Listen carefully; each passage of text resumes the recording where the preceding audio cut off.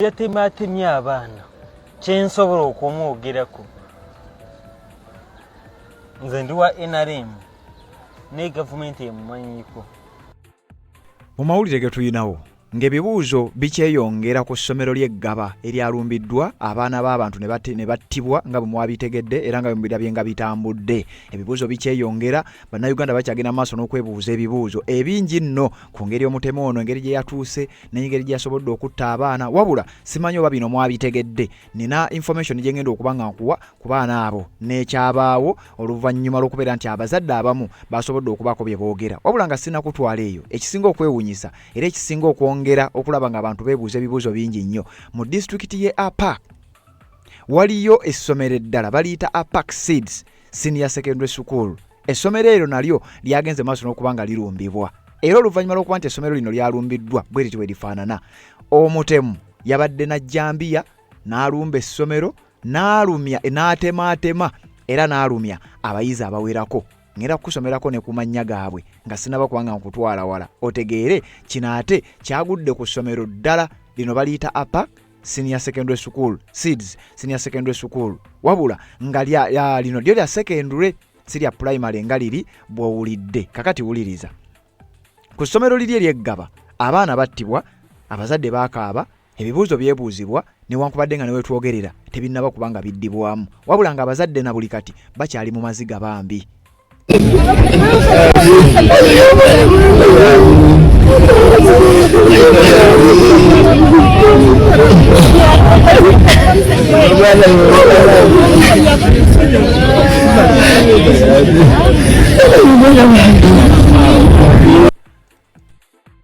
Kakati nga tukyali mu maziga ag'abazadde b'Eggaba, kakati ate mu disitulikiti ye Apak waliyo essomero eddala nga bwe nkugambye limanyiddwa nga Apak Seeds Senior Secondary School. Abayizi baalumiziddwa era omutemu yabadde najjambiya yalumbye essomero lino n'alumya abaana bano wammanga.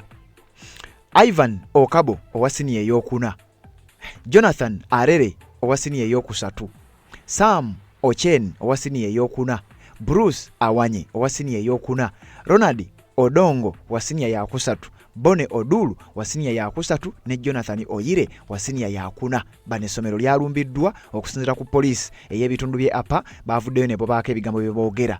Superintendent owa poliisi amanyiddwa nga Patrick Timothy Okena yavuddeyo n'abaako ebigambo byayogera nga bwe ngenda okutegeeza, naye nkugambye lino ssomero lyo lya secondary nalyo lyalumbiddwa nga tewannayita yadde ewiiki kubanga biri byaliwo lwakuna nga 2. Olwalero lunaku lwakubiri nga 7 bino byabaddewo. Lunaku ndooza zabadde ng'ennaku z'omwezi 6 zabadde ng'ennaku z'omwezi 5, then amawulire gano gasaasaanye nnyo olunaku lwajjo. Naye nkugambye ebibuuzo nga bikyagenda maaso n'okwebuuzibwa nga bannayuganda oba ddala ebintu bino biri bitya teweerabira. Waliwo ebigambo Fred Lumbu ebyayogerako gye buvuddeko ng'ategeeza nti mujja abaana bammwe ku masomero, waliwo security alert, waliwo ebikwekwete bigenda okukolebwa ku bayizi oba ku masomero ag'enjawulo, naddala mbu nga bannannyini masomero ago bannansi nakabala. Saagala kuyimirira ku bigambo ebyo, era ebigambo ngenda bikuwa era nkole disclaimer nti si bigambo bya mukutu guno yadde abaguddukanya, wabula bigambo by'abantu ssekinnomu era nga bigambo bya Lumbuye. Naye nkugambye nga tukyali mu maziga ag'abaana b'Eggaba, abamina ag'abazadde abafiiriddwa abaana b'Eggaba. Njagala okutegeeza nti ne mu disitulikiti ye Apak embeera yatabuse oluvannyuma lw'omutemu okuyingirira essomero, kyokka nga waakayitawo ennaku mbale. Kiki ekigenda mu maaso? Kino gavumenti ekimanyiiko ng'abamu ku bawulidde boogera nga bwe bagamba, oba just bigambo naye nga ki ekigenda mu maaso? Ani ali emabega w'okutemula? Jjukira mu mawulire ge twakuwa gye buvuddeko, omutemu ono eyatemaatema abaana b'Eggaba bano abato, mbu yawulirwako ng'agamba mukutte nze naye waliyo n'abalala bakyajja. Kakati ekyebuuzibwa, lwaki abaana b'amasomero balumbibwa? Lwaki amasomero galumbibwa? Lwaki abaana be bafuna obuzibu?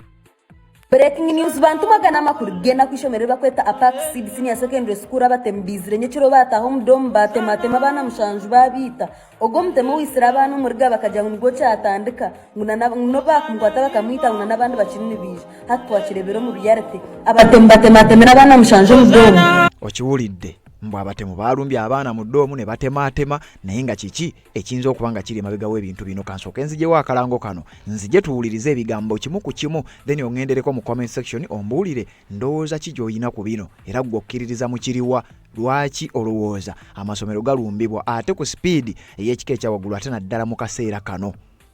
Nga z'obufumbo olina omwami naye ng'akutawaanya, olina omukyala ng'akutawaanya, bajja ne bakwagalako ne bagenda. Gwe alina ebizibu mu byenfuna nga ssente zikuyita mu ngalo, w'oteeka ssente zifa bufi b'owola tebazza. Gwe aloota ng'ogwa mu nnyanja, gwe alumizibwa omutwe nga guganja okuwona, naawe aloota ng'ebintu bikozesa ensonga z'obufumbo. Nina ekifo ku mugga awali amayinja wennyambulirako ebisiraani, ekigwa, ekifiiriza, omudibo, obutaganja, obutaweebwa. Nzijanjaba abantu ab'enzikiriza zonna, nsiŋŋaanibwa njeru ku lw'ejjinja. Gwanjagala kuba ku nnamba yange eyo, naawe aliye wale nnyo yita ku WhatsApp.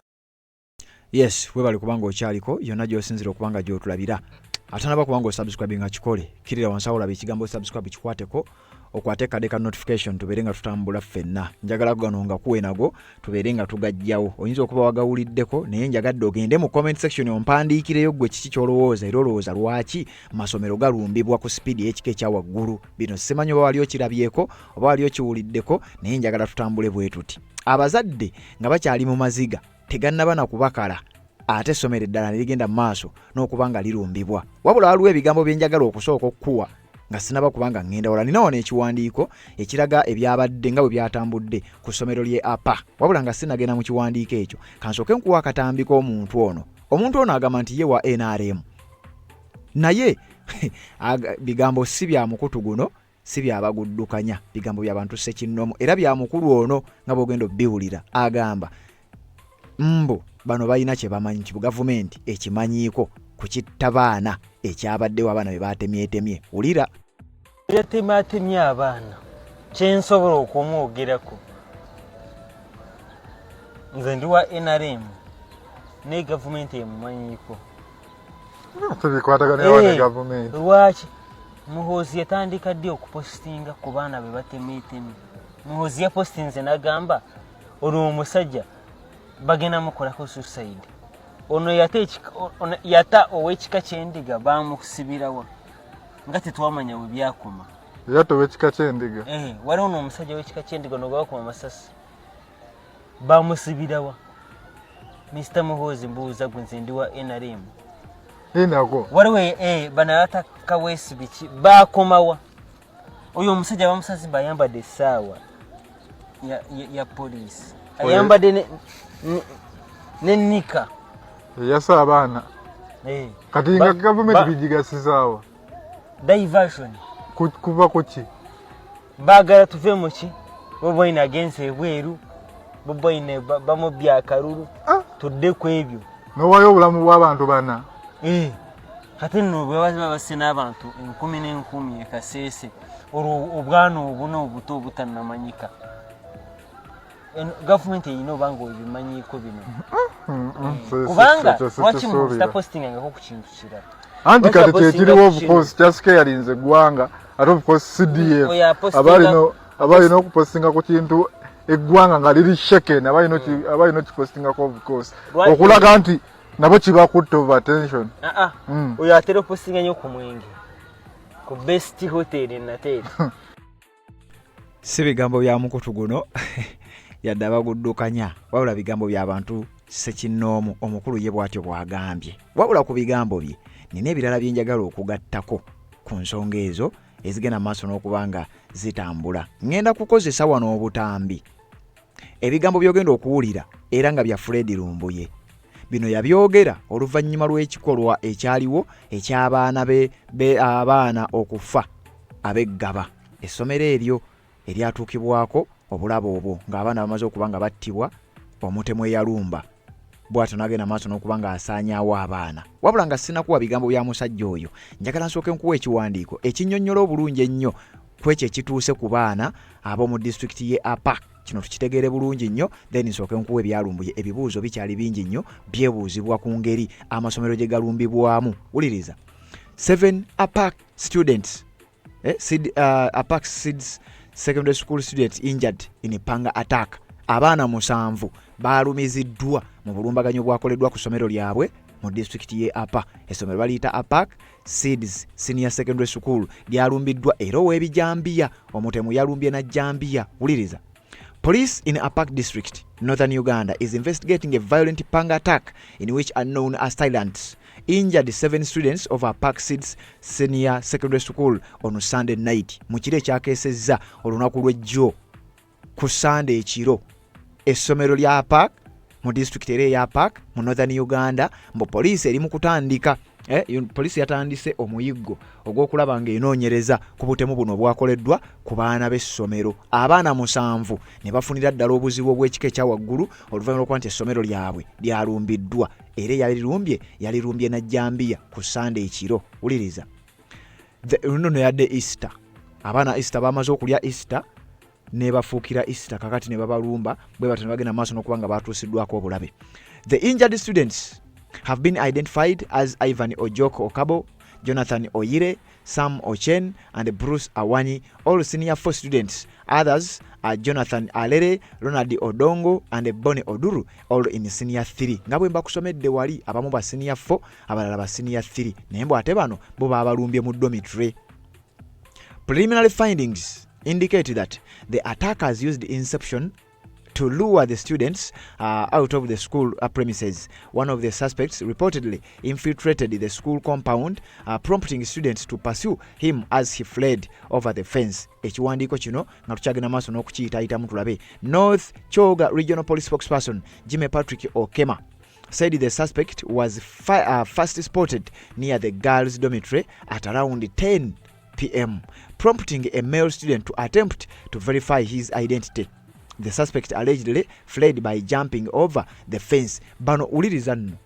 Bano ndowooza basanze essomero security ndowooza ng'eyuuga security ng'anja bayaba. Kubanga wano mu kiwandiiko batugamba okusinziira ku muwogezi wa poliisi mu bitundu bino bya North Kyoga Regional Police. Mbu omutemu yasoose n'alabibwako ku dormitory y'abawala ku ssaawa nga 4 ez'ekiro. Mbu ng'ayimiridde awo kitegeeza ekigendererwa kyabadde kyakuyingira mu dormitory y'abawala. Ndowooza abawala baasimattuse be babadde bagenda okutemula. Ekyo kyabadde kigendererwa kyakuyingira mu ddomu y'abawala kubanga baamulabyeko ku ddomu y'abawala ku ssaawa 10 ku ssaawa 4 ez'ekiro. Wabula mbu ne wabaawo omuyizi omu omulenzi n'agezaako okumwapurokinga amubuuze oba ategeera ani oyo. Kakati omutemu yalabye ng'ona amwapurokinga mulenzi ndowooza n'amanya ono mulenzi nyinza obutasobola kwambalagana naye. Omutemu n'adduka n'abuuka ekikomera. In an attempt to apprehend him, one student pursued but was ambushed by a group of assailants who severely cut him.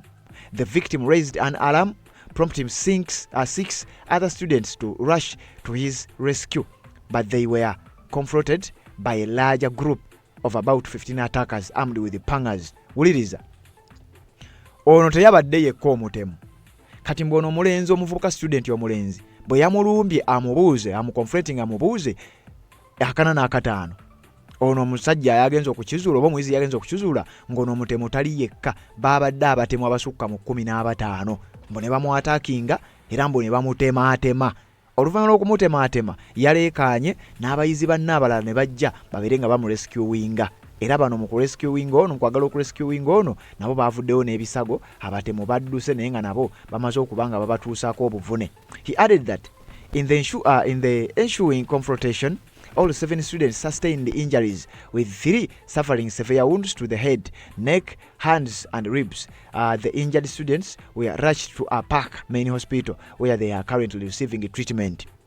Mbu bano mu kwagala okutaasa munnaabwe owabatemu baabadde bangi era mbu baabakozeeko obulabe ne babatemaatema. Abamu ne bavaawo n'ebisago eby'amaanyi, abamu ne bavaawo n'ebisago ebitonotono. Abamu baavuddeyo n'ebisago ku mutwe, abamu baatemeddwa mu nsinga, balala mu mbiriizibiriizi ne mu bitundu ebirala. Era abaafunye ebisago eby'amaanyi baatwaliddwa mu ddwaliro eddene erisangibwa mu disitulikiti y'e Apa, poliisi nga yeetegeeza. Police said a joint team of operational personnel and the Cat9 unit has since revisited the scene to aid investigations and track down the suspects.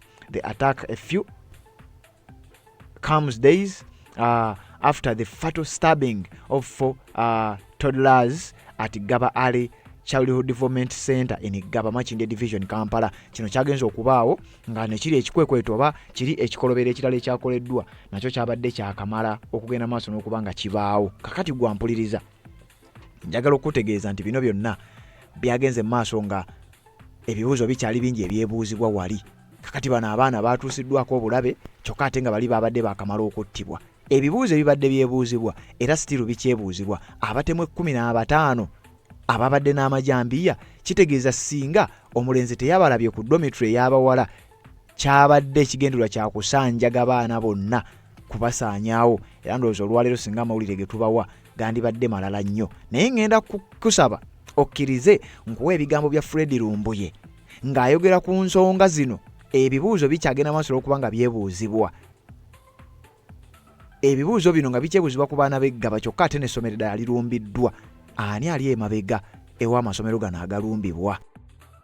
Video mwazikoze naye ekintu kino kyabadde well planned organized nga buli kitongole kyonna kyabaddemu eggaba nga kirinze bulinzi musajja gamba nti mission bagikoze eki bagimaliriza. Buli kitongole kyonna kyabaddewo nga kirinze bulinzi mugamba nti mission musajja akoze eki agituukiriza. Kati wali okulera okukomba essowaani.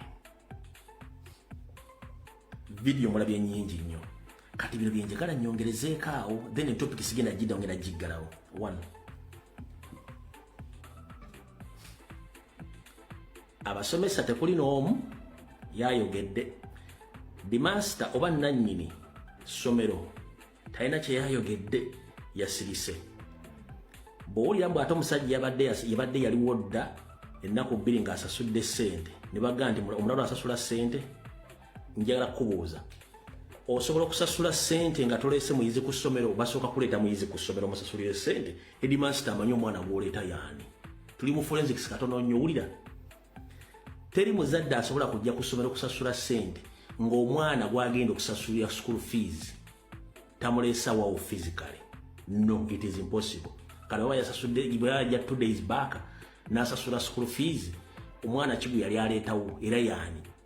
Kitegeeza nti ono gayi yagenza okujja okukola ekikoloberero kyobanga yakikoze nga bano kuba ntegezeddwako nti yatambula mu ddekka ezisukka mu 3 yatambula masomero agasukka mu 3 mu ggabo omwo ng'anoonya ewali soft target wagenda okukolera omulimu gwe. Bino polisi ndoza kwemuli gayo oyo okusinzira ku ground information yagenda mu masomero agasukka mwaga ng'anoonya ewali soft target bakole diversion yaabwe antiri we yazaawo n'amanya ki ekyokukola. Kati wano wali okulera okukomessowa.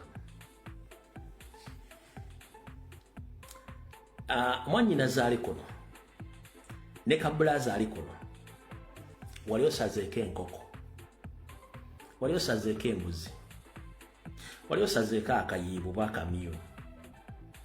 Bw'osala enkoko evaamu omusaayi era omusaayi gukugenda ku ngalo kuno ogumu ne guyika ne ku bigere bawuwa.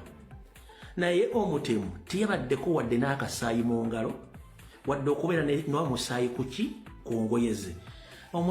Kino yakikoze atya? Abaana yabatidde mu bluetooth, yabatidde mu infrared mwe yabasalidde. Tugende mpola.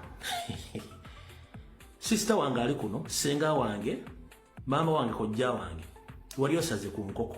Bw'osala mu nkoko osigaza omusaayi mu ngalo olumu omusaayi guyinza okukutonya ku bigere guba teweegendereza. Naye nze mbuuza omutemu nga yabadde kkiririnyo nga talinaako wadde blood stain ku ngoye ze wadde ne mu ngalo. Nze mbuuza abaana yabasalidde mu bluetooth, yabasalidde mu infrared, yabasalidde mu kirooto.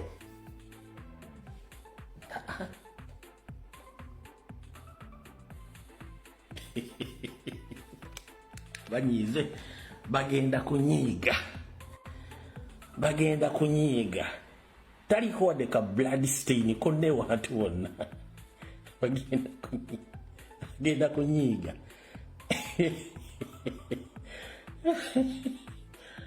Agenda kunyiiga engalo ziri kiriini talinaako wadde akasaayi konna.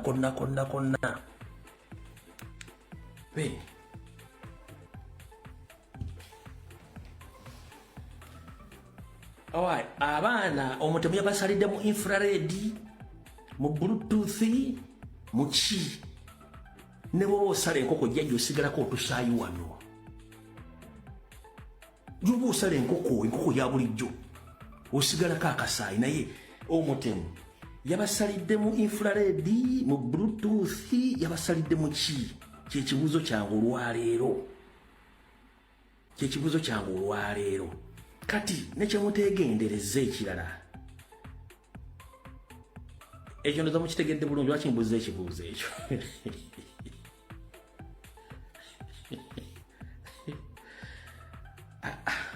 Banasajja batunyumira bano. Okay, kanzanye kana akatambika jjo. Kati ekirala abazadde bonna ababaddewo lwaki bakuttemu omuzadde omu ne bamutwala? Wadde ono omuzadde yabadde mu Lugwala, totale mu Lugwala yayogedde Oluganda. Lwaki omuzadde omu eyabadde ayogera mu Luzungu lwokka bamuwadde airplay nga Natasha Broadcasting Service emuwadde ne microphone n'amala okwogera ebigambo mu Luzungu ne bamukwana bamuteeka mu kakomera ne bamujja with immediate effect? Eyo yabadde sigino nga baagala kusindika message emerenge eri well interpreted mu Luzungu bagisindike ku ki? Ku international medias. Kekana akatambi njala muketegereze. Abaana mu ssomero lino batukidde wakati mu kwaziirana. Oyo muzadde omu, abo babiri, abo basatu, abo bana. Abazadde aba bana bassa bana bameka? Nkulaza abazadde bana ab'enjawulo nga bakaaba. Owokutaano gwe batattidde mwana ye ng'ate yayogedde mu Luzungu, akwaddeko n'omulugwala ayogera Oluganda, yabadde ayogera Oluzungu, yabadde abalaka ki? Kati kambakuddizeyo babale bulungi nnyo. Njagala osooka otunula body language ne comedy omukazi gwe yazannye n'engeri NBS gye muwadde omuzira nga explaining ebintu mu Luzungu. Abazadde abalanga tebabakwasa. Lwaki olwo yabadde ayogera Oluzungu bamujjula ne bamutwala? Then tugende ka video k'omusajja ng'ali mmotoka wansi ng'ali clean, taliko wadde blood stains. Abaana mu ssomero lino batukidde wakati mu kwaziirana. Oyo muzadde omu, abo babiri, abo basatu, abo bana. Kyokka waliwo abamu ku bazadde abakayukidde poliisi olw'okulwawo okubakkiriza oyo mukazi mwetegereze nnyo oyo abasimatuse okufa.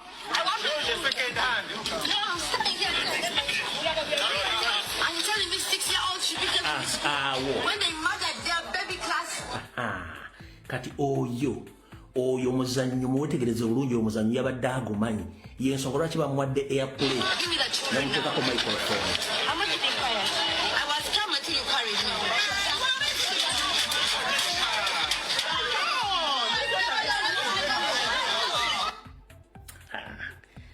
Kati bw'omala okulaba oyo Katemba yenna, ekyo si kyekikulu. Ekibuuzo kyange kizze wali nti kijja kitya omutemu okubanga yasaze abaana n'atabeerako wadde blood stain ku ngalo ze ne ku ngoye? Ono yasaze baana.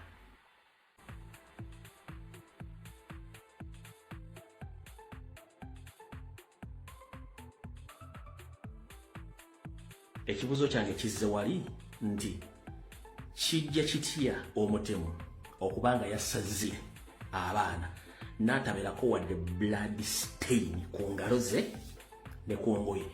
Ono yasaze baana. Mumanyi nti omwana si nkoko, babeera n'omusaayi mungi. Ye yabasaze nga talina wadde blood stain.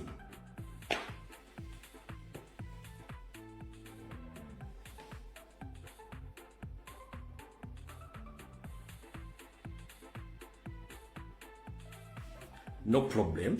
Byonna ebyabaddewo tuvumirwa ebikolwa bya Museveni y'obutujju n'okusetinga abantu abaagala omuzanyira emizannyo gyo tukivumirira. Era tukyanyolera wamu n'abazadde abafiiriddwa abaana baabwe n'abo abaafunyeemu depression olw'ebikolwa bino byakoleddwa ku state. Bino ebikolwa si bya leero era tebigenda kuggwa nga tuziiko Museveni. Ye gwe mulimi gwe kulyetinga fear ne terror mu Bannayuganda. naye njala soka babuuza omutemu nga yabadde kiriini nnyo nga talinako blood stains ku ngoye ze ne mu ngalo nga talinako musaayi kiki ekyatuuseewo awo awo tetugenda gendayo nnyo njagadde bategeeza kati mmala okutegeera ensonga ezo kati katusooke wano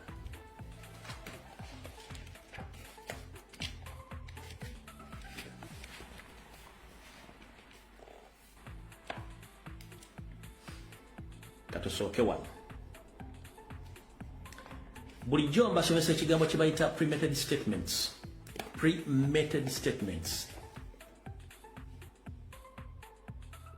olwaleero luno wiiki eno mulina ogyegendereza nnyo mpaka mu Gwokutaano omwezi guno ogwokuna mpaka mu Gwokutaano mulina ogwegendereza ennyo Nyando Yosofei Salimu Sali ne mutabani wa Muhoozi n'abateeka baagala kuteekawo obutujju mu ggwanga baagala kuteekawo obutujju mu ggwanga ng'obutujju buno bamale obuteekawo bamale babulinkinge ku pulezidenti nti kati yatandise emirimu gy'olwokuba yafulumya eggwanga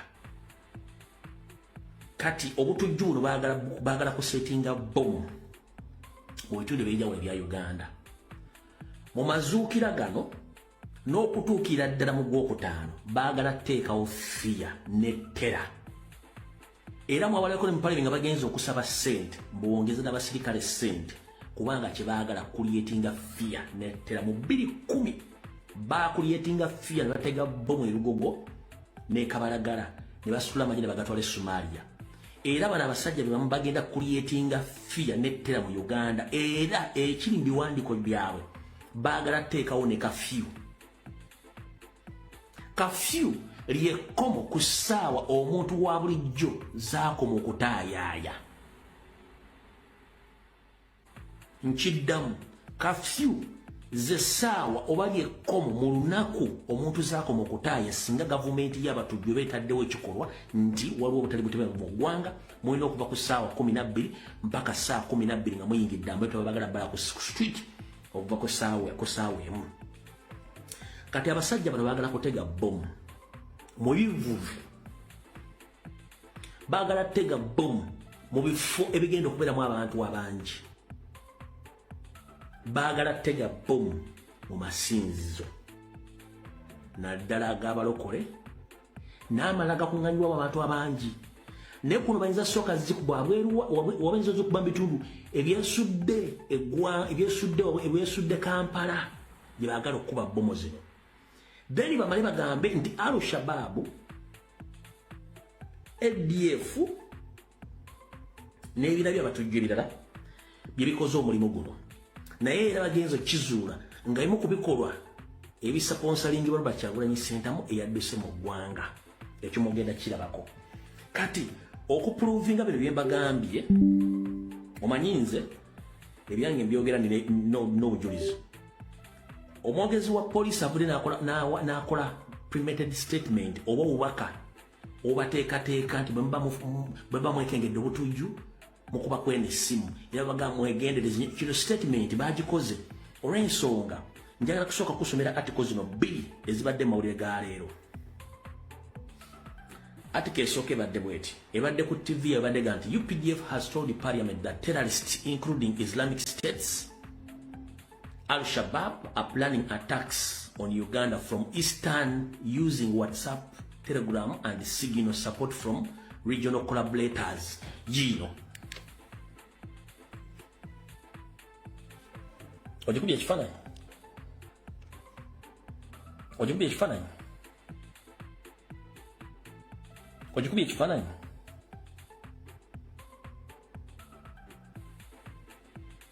Ojikubye ekifaananyi ogimaliriza. Kati katugenda wano edoza mugire bulungi nnyo kati bw'omala okuwulira ebintu bino babyogera then ono najja n'agamba bw'ati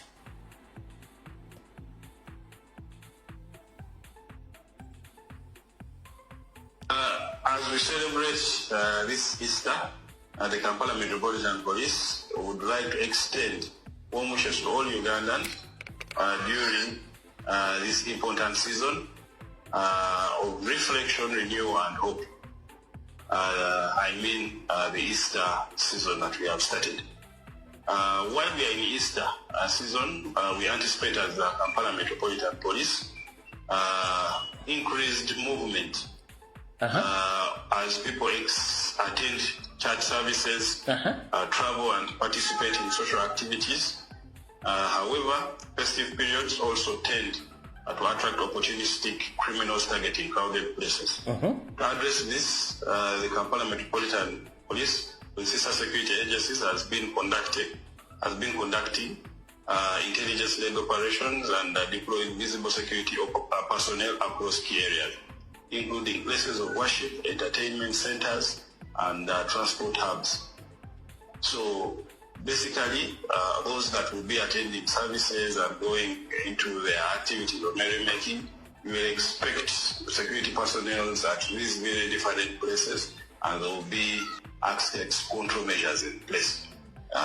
For you to access the premises, you have to be checked. Then further, to address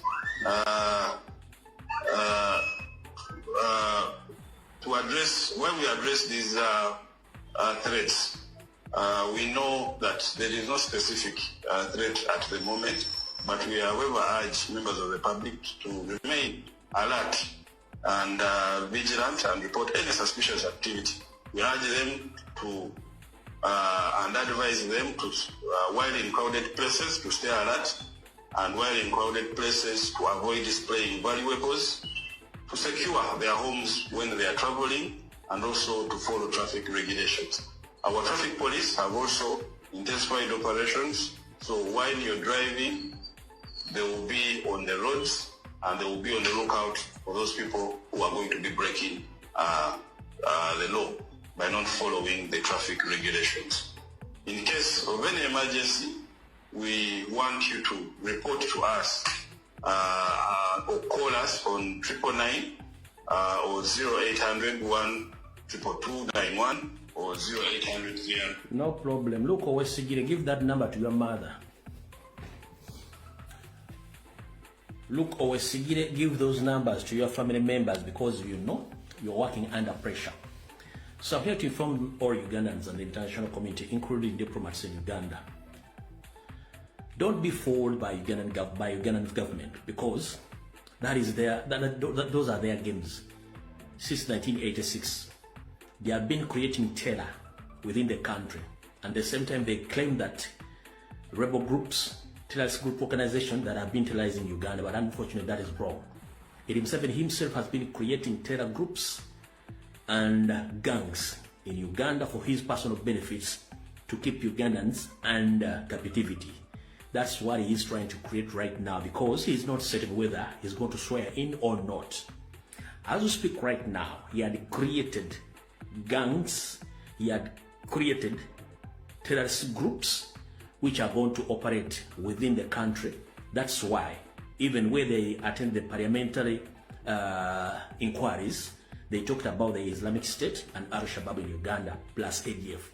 I'm here to inform you that in Uganda we don't have Al-Shabaab. Al-Shabaab is Museveni. In Uganda we don't have ADF. ADF is Museveni.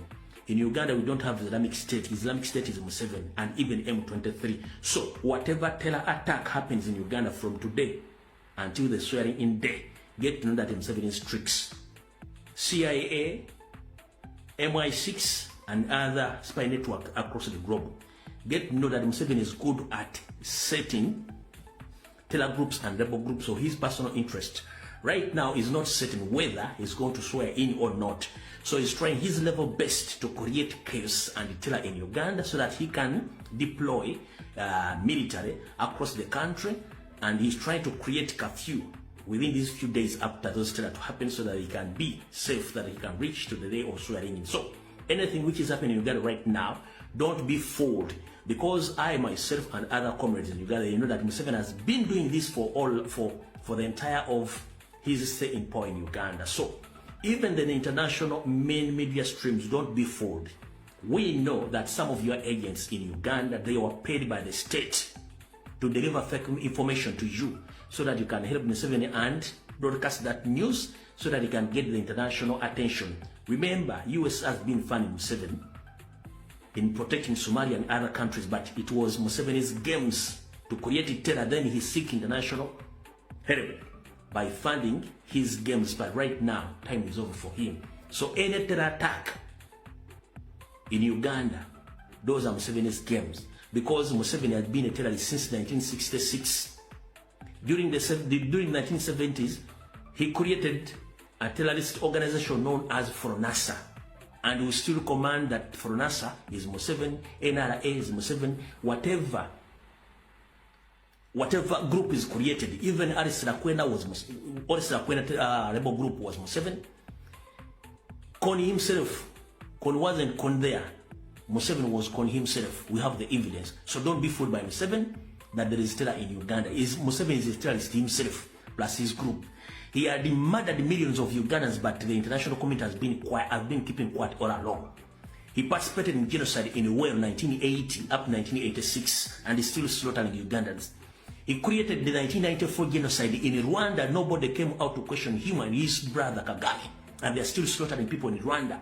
He had slaughtered people in Congo. He had slaughtered people in South Sudan, Somalia, Tanzania, but no one has been keeping an open eye to him, and there is no questions which have been asked him.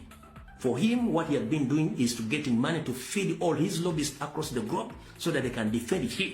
So don't be fooled by Museveni during this festive season or from now up to the swearing day.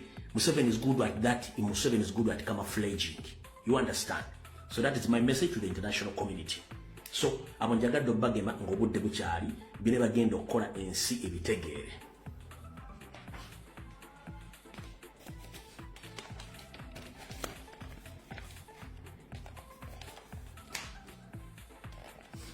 Kati gwe Munnayuganda ali eyo njala kusaba ekigambo kimu. Bana basajja bali mu kutya tomanyi kibagoba.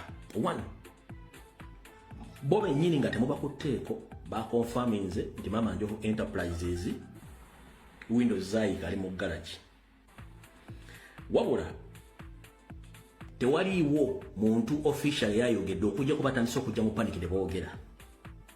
Olwaleero ennamboole ebadde waliyo okusabasaba kubategeka nga kukuumibwa SFC nga tebaagala muntu yena kumanya. Olunaku lwali ebaddeyo okusaba ennamboole nga kukuumibwa SFC nga tewali muntu wa bulijjo akkirizibwayo nga bali mu kusaba. Olya bulungi nnyo ne mu First Family batuuza meeting ne batandika okusaba nga tebaagala muntu yena wa bulijjo okusaba. Kati kino kibadde olwaleero ennamboole manyize nkuwa information nga saagala kugamba kintu kyonna kye sinaako information. Kuno kubadde okusaba ennamboole kuba saagala teeka mu ddoboozi lino ne kuno okusaba kubaddeyo olwaleero ennamboole nga teri wadde muntu gwe bakkiriza wadde nga SFC yeekuumawo.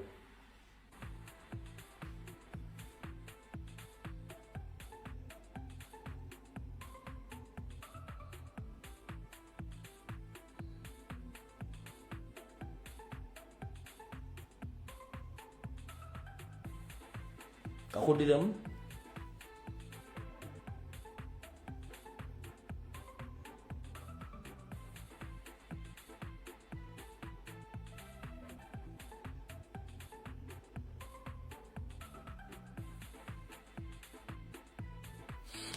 ndowooza oyinza okukalabira eri bulungi kankazze wano.